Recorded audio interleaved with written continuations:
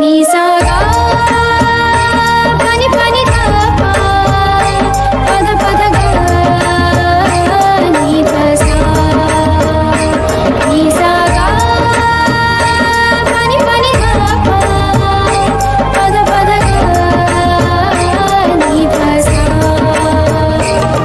ही गाथा अस्तित्वाची शौर्याची पराक्रमाची ही गाथा अस्तित्वाची शौर्याची पराक्रमाची या मातीमधल्या कणाकणातील मौल्यवान रत्नांची या मातीमधल्या कणाकणातील मौल्यवान रत्नांची कर्तृत्व इथे गगनाला भिडे परिमोल जाणून ठेवू व्यक्तिविशेष नमस्कार. Radio MPSC Guru spreading the knowledge powered by Spectrum अकॅडमीमध्ये तुम्हा सगळ्यांचं स्वागत. मित्रांनो, व्यक्तिविशेष या सत्रामध्ये विविध क्षेत्रात कार्यरत असणाऱ्या आणि ज्यांनी स्वतःचं असं कर्तृत्व बजावलं आहे, स्वतःचं नाव इतिहासात कोरलं आहे, अशा व्यक्तींचा परिचय आपण या सत्रात करून घेत असतो. आज आपण व्यक्तिविशेष या सत्रामध्ये चार्ल्स फ्रीर अँड्र्यूज, ज्यांना दीनबंधू या नावाने ओळखलं जायचं, यांच्याविषयीची माहिती घेणार आहोत. चार्ल्स फ्रीर अँड्र्यूज हे अँग्लिकन पुजारी आणि ख्रिश्चन मिशनरीमध्ये शिक्षक होते. त्याचबरोबर ते समाजसुधारक आणि भारतीय स्वातंत्र्याचे कार्यकर्ते होते.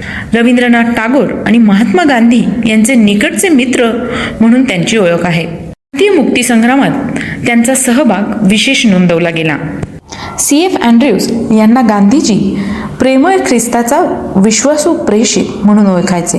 CF अँड्र्यूज भारतीय स्वातंत्र्य चळवळीतील योगदानाबद्दल गांधी आणि दिल्ली येथील सेंट स्टीफन कॉलेजमधील विद्यार्थ्यांनी त्यांचं नाव दीनबंधू म्हणजेच गरिबांचे मित्र असं ठेवलं होतं.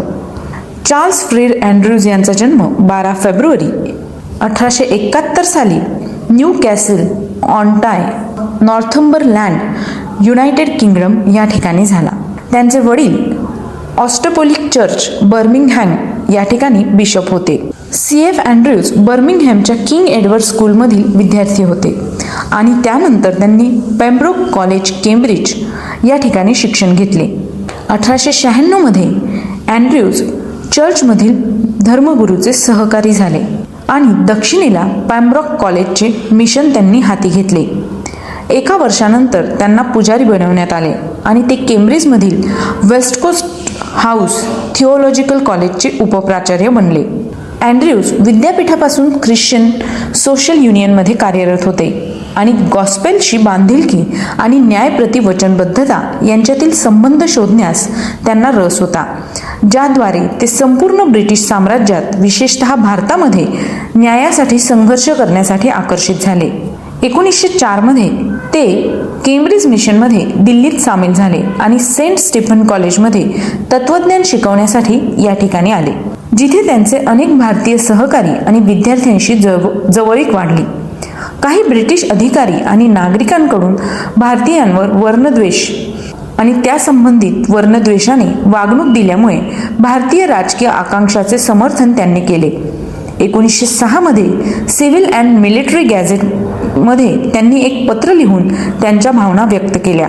अँड्र्यूज लवकरच भारतीय राष्ट्रीय काँग्रेसच्या कार्यात सामील झाले आणि त्यांनी मद्रासमधील 1913च्या कापूस कामगारांच्या संपात तोडगा काढण्यास मदत केली. गोपाळकृष्ण गोखले यांनी अँड्र्यूज यांना दक्षिण आफ्रिका दौऱ्यावर जाण्यास सांगितले व तेथील भारतीय समुदायाला सरकारबरोबर त्यांचे राजकीय वाद मिटवण्यासाठी मदत करण्यास सांगितले.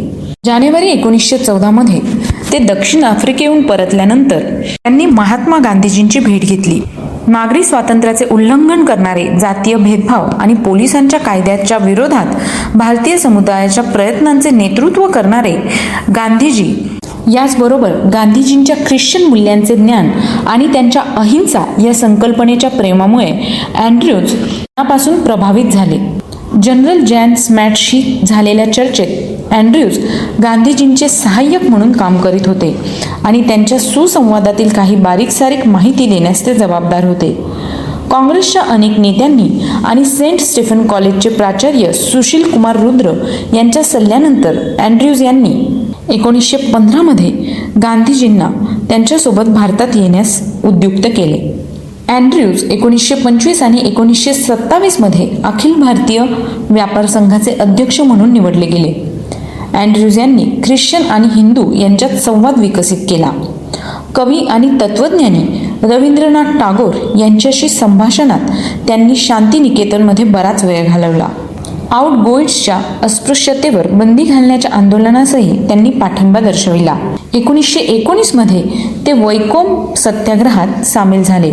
1933 मध्ये दलितांच्या मागण्या मांडण्यासाठी डॉक्टर B.R. आंबेडकर यांना त्यांनी मदत केली. C.F. अँड्र्यूज आणि रवींद्रनाथ टागोर यांच्या समवेत दक्षिण भारतातील केरळमधील आध्यात्मिक नेते श्री नारायण गुरु यांची त्यांनी भेट घेतली. C.F. अँड्र्यूज आणि अगाथा हॅरिसन यांनी गांधीजी यांच्या UK दौऱ्याची व्यवस्था केली.